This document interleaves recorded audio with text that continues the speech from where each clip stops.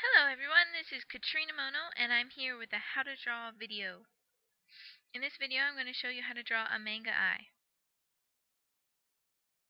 Okay, so we're going to start off with the upper lid.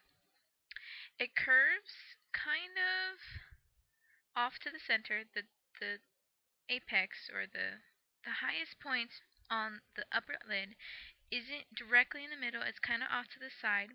If it's the right eye, it's going to be more towards the right, and if it's the left eye, it's going to be more towards the left. It goes out to the outside of your head.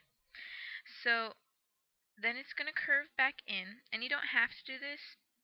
A lot of eyes is just the curving arc.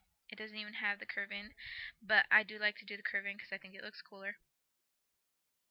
The lower lid is going to be slightly rounded. It's not going to be too flat. And then you can add a little hairs if you want to, or eyelashes. And for the upper lid eyelashes, you want to kind of add thickness to the upper part of the line, and it's going to thin out as it gets near the tear duct and thicken as it gets to the other edge of the eye. With my eyelashes, I like to just let the pencil decide where the eyelashes are going to go, but typically the eyelashes that come off from the top of the eye are always pointing a little bit upwards, and the ones from the curve in are pointing out horizontally. And so I'm just going to fill those in. You can make them as thick or as thin as you want. You can make the eyelashes long. You can make them not a block. You could just make them a whole bunch of lines. Anything you want. And the same thing with the lower lid. And even the sizing between the amount of space between the upper lid and the lower lid, it does not matter at all in manga. As long as it's within the head of your character, it can be however big you want it to be. The crease on top of the eye usually tucks in towards the upper lid that's going down to the tear duct, but you can have it parallel or really high off of it. It all has to do with the expression that you're trying to create in the eye. But if you're doing a normal, not too expressive eye, the character's just talking or normal. It won't deviate too much from the curve of the upper lid too much. It'll just be like a reflection. Now, with the eyes, you can kind of create like a guideline from a little before both edges on the side where your tear duct is, and the pupil or the iris will never go past that line. And you can create sort of another guideline at the opposite edge of the eye that curves into that little lip that I give my eyes, and it won't touch the lip. It'll sort of give the same amount of excess space that you gave on the tear duct side as you have on the opposite side. If you can't understand what I'm saying, just look at the picture. So your iris on a manga eye can be whatever shape you want it to be. It could be oval, it could be a complete perfect circle. It could even be like not even filled in. You don't have to outline the whole thing. But on mine, I go with a pretty much regular circle. I won't say perfect because I can't draw a perfect circle unless I have a little pencil machine thingy. What do they call those? The machine that you just stick your pencil in and twirl it around and makes a perfect circle. So unless I have one of those, I'm not going to make a perfect circle. So it's a sort of circle.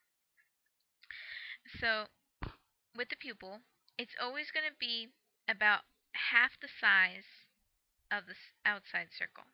But the whole iris in general is going to be underneath, just a little bit, underneath the upper lid. Because when you're staring straight at something, the very top of your iris is not going to be out from underneath your eyelid. It's going to cover it a little bit.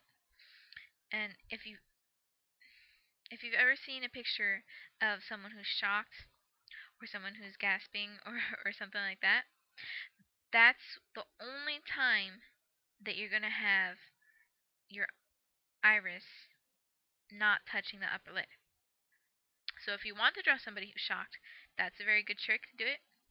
Now, of course, all this is not the only way to do a manga eye or the way you should do a manga eye. This is just the way I do it, and I'm going to give you some tips on how to make it look like this one. But you can change anything. There's no rules or definite laws that you have to follow for manga eye. Now, with most manga eyes, I've noticed that if you take